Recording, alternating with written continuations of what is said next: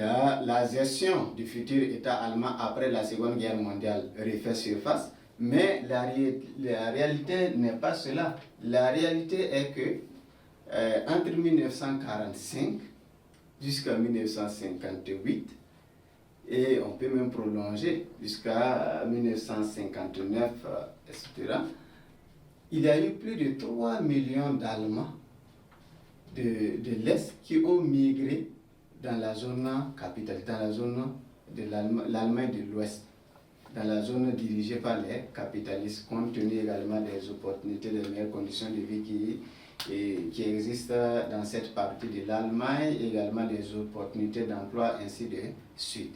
Donc, les dirigeants soviétiques ont compris que leur zone d'occupation est en train de se vider au profit de la zone adverse. Et pour arrêter cette hémorragie, qu'est-ce qu'il faut faire?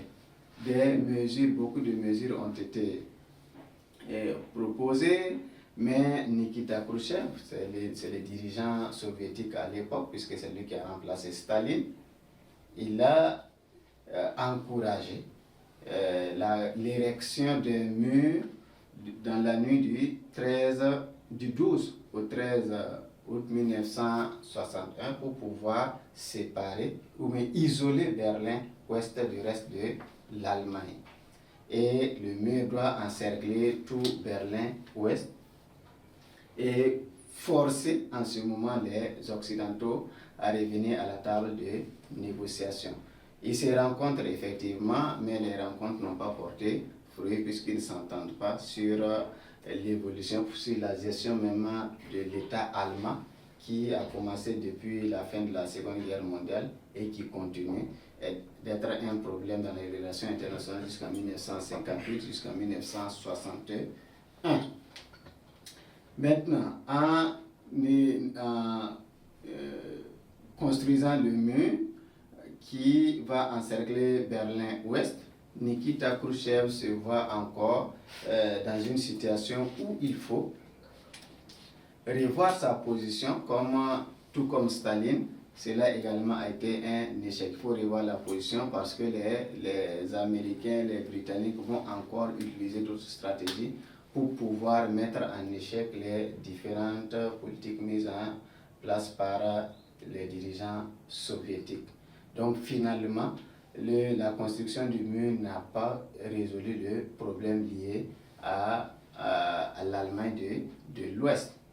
Les Occidentaux vont se mobiliser pour pouvoir venir en aide à cette partie isolée du reste de l'Allemagne et également isolée de leur zone d'occupation puisque c'est leur capitale. L'Allemagne de l'Ouest a pour capitale Berlin-Ouest. Et si on isole Berlin-Ouest, c'est forcer Berlin les Occidentaux à négocier, mais aussi Nikita Khrouchtchev avait une autre vision, c'est prendre possession de l'Allemagne de Berlin-Ouest qui va s'intégrer dans la zone soviétique. Mais avec la riposte, avec les décisions, les stratégies mises en place par les Occidentaux, cette politique menée par Khrouchtchev a échoué. Une fois de plus, les Occidentaux ont pris le dessus sur les Soviétiques au niveau des relations internationales. Donc le communisme va prendre un coup et le capitalisme se ressort encore plus grandi face à cette situation qu'ils ont vécue en Allemagne. Après la deuxième crise de Berlin en 1961, il y a une autre grande crise qui a failli plonger le monde dans une troisième guerre mondiale. C'est la crise des fusées de Cuba.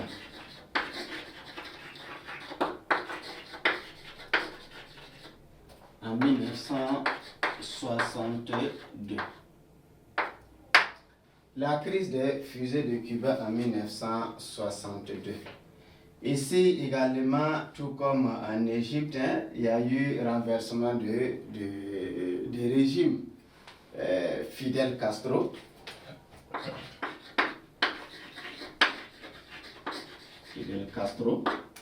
renverse en 1959 1959. Fulgencio Batista.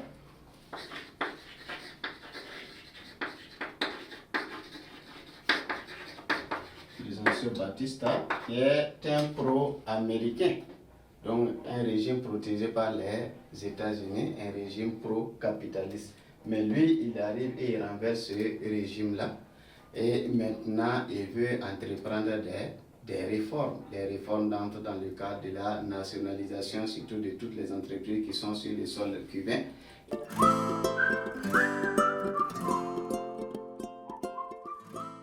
Et pourtant, ces entreprises-là sont en majorité américaines. Et en nationalisant, on prive les Américains d'une grande partie de l'exploitation des potentialités liées à l'existence de leurs entreprises dans le domaine agricole, dans le domaine commercial, dans le domaine des mines, ainsi de suite.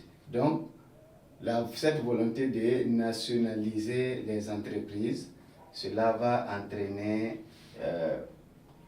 une tension entre le nouveau régime cubain dirigé par Fidel Castro et les Américains. Et qu'est-ce qui se passe? Face également à la pression américaine, Fidel Castro va se rapprocher de l'URSS. Et les Américains de leur côté également ne vont pas se laisser faire.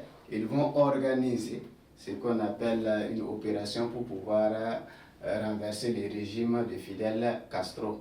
Et cette opération allait être menée par des exilés cubains, ceux qui sont exilés aux États-Unis. C'est eux qu'on va regrouper, former, et maintenant avec l'appui de la CIA, ainsi de suite, pour pouvoir renverser le régime de Fidel Castro. Mais cette opération va échouer. C'est ce qu'on appelle l'opération Baie des Cochons.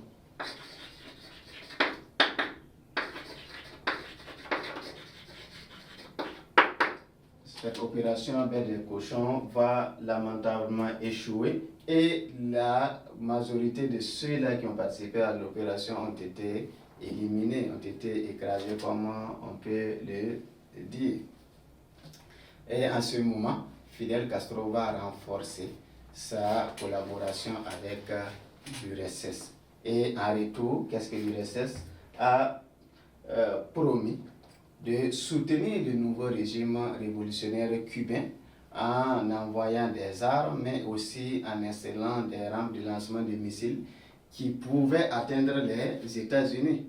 Donc les Américains aussi vont riposter parce que c'est une menace à leur sécurité. Entre l'action et l'inaction, il fallait choisir. Donc les Américains vont, à partir d'octobre 1962 surtout, lancer beaucoup de menaces pour obliger l'URSS à revoir sa collaboration avec le régime cubain. Et en attendant que l'URSS réagisse, les États-Unis ont instauré un blocus de l'île. Et la menace est claire: toute personne ou tout État qui va vouloir passer pour pouvoir rejoindre Cuba avec des cargaisons c'est chargé d'armes, ainsi de suite, c'est une attaque contre les États-Unis. Donc la menace est désormais claire. Tout navire qui va s'efforcer de passer les barrières pour venir au Cuba, c'est comme si c'est une déclaration de guerre contre les Américains. Donc la riposte allait être encore proportionnelle, sinon même plus dangereuse que ce qui a été présenté. Donc l'URSS, avec Nikita Khrouchtchev, a vu qu'il fallait revoir leur soutien au régime cubain, mais aussi dialoguer avec les Américains pour éviter l'escalade nucléaire, puisque chacun était prêt, au cas où il y a affrontement, à utiliser les armes qu'il a à sa possession.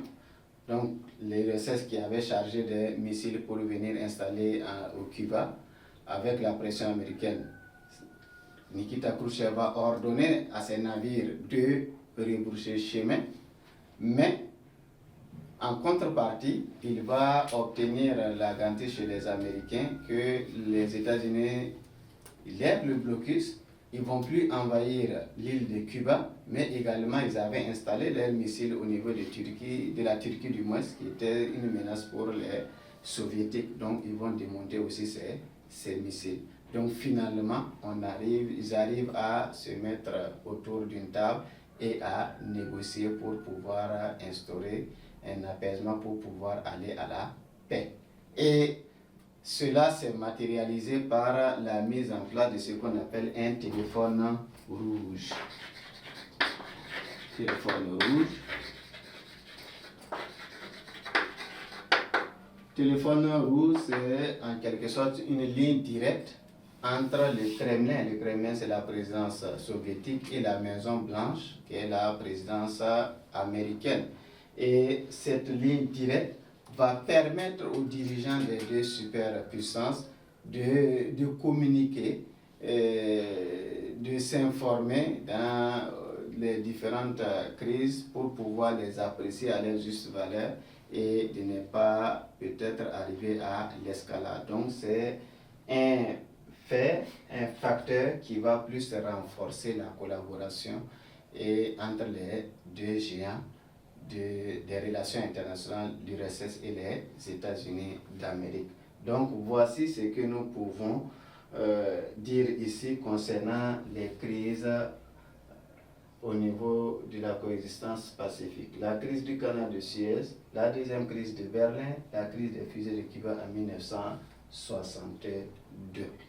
Donc voici l'essentiel de ce que nous pouvons dire concernant la coexistence pacifique.